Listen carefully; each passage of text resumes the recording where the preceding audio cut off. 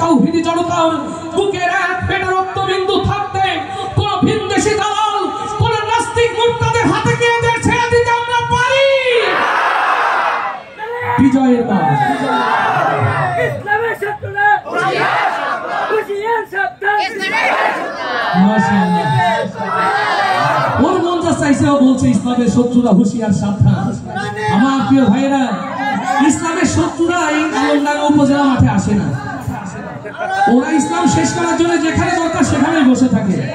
আমার যুবককে আলহামদুলিল্লাহ ওর ভেতরতে ইমাম হুসাইন হাসাইন খেলা করে, আল্লাহ তাকে দিনের জন্য কবুল করুন বলে আমি ওর জন্য আওয়াজ দিয়ে একটা মারহাবা হয়ে যায়। এই দেশের জন্য, এই স্বাধীনতার জন্য কার সাহায্যের বেশি প্রয়োজন? যারা ভেবেছিল এই দেশে সুবহে সাদিক আসবে না, যারা ভেবেছিল নব্য জাহিলিয়াত থেকে এদেশের কোরআন প্রেমিক তাওহীদি জনতা পাবে না কখনো নিস্তার, আল্লাহ তাআলা ৩৬শে জুলাই এক ঝাঁক আবাবিল দিয়ে এদেশের মানুষকে নতুন স্বাধীনতা ফিরিয়ে দিয়েছে। সেই স্বাধীনতা ধরে রাখতে হবে, প্রস্তুতি ইনশাআল্লাহ। দেশের সীমানার চতুর্দিকে, দেশের সীমানার চতুর্দিকে ব্রাহ্মণ্যবাদী ইবলিস নতুন করে হানা দিতে চাই। ও বাংলার তাওহীদি জনতা, আপনারা কি তাদের দাঁত ভাঙা জবাব দেওয়ার জন্য প্রস্তুত আছেন?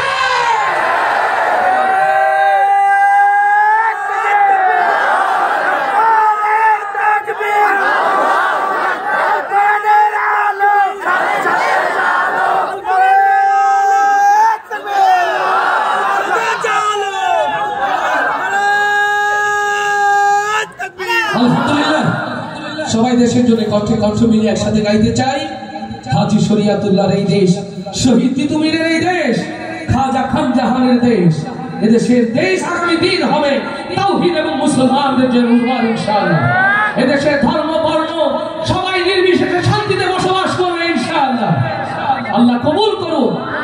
যারা সংখ্যালঘু বলে এদেশকে বিভেদ তৈরি করছে, বাংলাদেশে কোনো সংখ্যালঘু নেই, আমরা সবাই ভাই ভাই একসাথে দেশের মানচিত্র পতাকা নিয়ে আমরা আগামীতে এগিয়ে যেতে চাই। আল্লাহ